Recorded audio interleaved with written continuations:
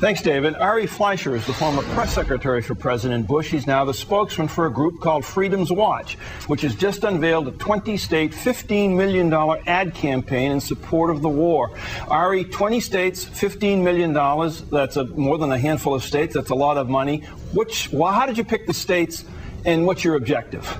Well, Mike, we picked the states and places where it's important for Democrats and Republicans who still may vote to support this war. And we want to get the message to their constituents that surrender is not an option, that it would be such a catastrophe for our country if we were to pull out of Iraq and Iraq turned into a bloodbath where terrorists were able to gather and attack us even more after we were gone. That's the fear, and that's why we picked the states and the places that we have. It's a $15 million ad buy. As you said, it's rather substantial. Like what kind of, give me a few of the states.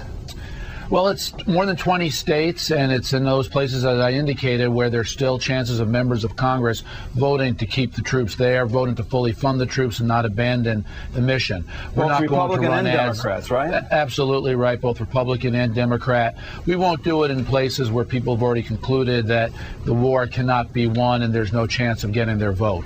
The ads are very powerful. I looked at a couple of them this afternoon. I'd like to take a look with you and with people watching right now at one of them. Here's one of the new ads by Freedom's Watch. Congress was right to vote to fight terrorism in Iraq and Afghanistan. I re-enlisted after 9/11 because I don't want my sons to see what I saw. I want them to be free and safe.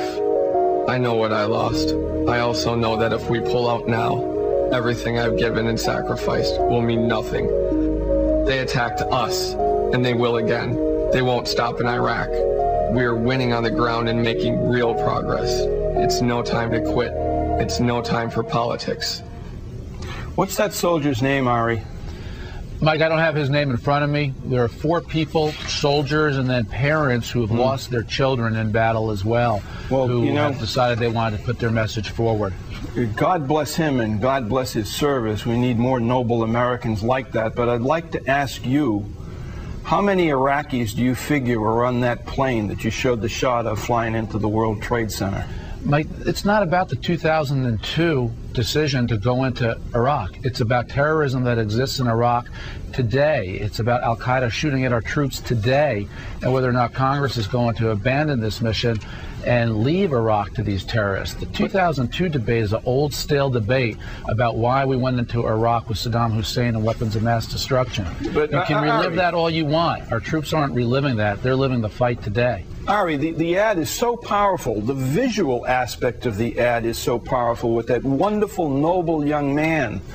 And the sight of that plane flying into the World Trade Center filled with Saudi terrorists, not Iraqis, could lead several Americans, I would expect, to think that, oh, Iraq was in on 9/11. Don't you think so? Mike, you're stuck in the 2001-2002 timetable and debate. It is so far beyond that debate. That's like saying we never should have gone into Germany because, after all, it was just the Japanese who attacked at Pearl Harbor. The threat in Iraq today is a threat that comes from al-Qaeda, it comes from separatists, it comes from Sunni and Shia. And the problem is, if we cut now and we surrender now, that area will explode. And of course we'll be in greater risk, a greater danger from terrorists who gather there. Of course we will. Not only in Afghanistan, but there as well. Then clearly, using the phrase cutting and running, you must be in favor of a draft to repair the broken military. Well, I noticed in your introduction to this, you called us a pro-war pressure group. So, you use your words, I'll use my words. But of course, what alternative is there other than if they abandon the troops, if they cut the funding, if they attach so many strings to the troops that they can't fight to win? That's cutting and running. Define winning for me. Winning means that we can provide enough of a stable military environment for the Iraqis to increasingly take on their own affairs. Winning means that when the military says the time is right, we start to withdraw our troops. So that's a pretty limitless timetable there that you've just defined. How are we going to repair the United States Army and the United States Marine Corps, which are clearly at the breaking point because of Iraq? Like, I don't remember anybody, I wasn't alive, but during World War II saying we can't fight unlimited amounts of time. There's no limit. I don't remember during the Cold War people saying let's quit because who knows how long this will go. Do you remember every time our nation's been tested? Ari, thanks to the people in our military, we've always prevailed. Let's hope this doesn't become a time when they quit and withdraw. Ari, do you remember reading about Franklin Delano Roosevelt asking the country to make sacrifices for World War II? Do you remember that? And I think everybody in this country is making a sacrifice. We all do every time a soldier loses his or her life. What's President Bush, your former employer, asked us to do, other than go shopping? No, Mike, you're missing the point about this military is all of our military, both the people who oppose the war and the people who are for winning this war. And every time a life is lost, we all lose. We all have made a sacrifice, some more than others. And what you're hearing in these ads are the messages of the people who have lost their children, but still want to win this war. And that's why this is so important. Ari Fleischer, thanks very much for your time tonight. Paul Rieckhoff is the Executive Director of Iraq and Afghanistan Veterans of America. Paul, what did you think of the President's attempt at a history lesson today down at the VFW convention? Well, Mike, I guess desperate times call for desperate measures. It seems like they're pulling out all the stops, and since Bush has repeatedly refused the analogy between Iraq and Vietnam, I was pretty surprised.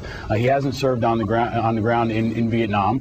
He doesn't really have a great sense of history, and I think it's really a reach. After we pulled out of Vietnam, communism didn't take over the world, and the Viet Cong didn't come home and attack us on U.S. soil. And I don't think that Al-Qaeda is necessarily going to hit us back here because we pull out of Iraq. If they do, it might be because of Iraq. And I think it's a really convoluted argument and a sign of a real desperate attempt on the administration to try to win over the American people. Did you get a chance to either listen to the President or perhaps read the text of his remarks today? I did, and the thing that really upset me, to be honest with you, Mike, is the fact that he spoke to the largest gathering of veterans in America and didn't talk about veterans issues.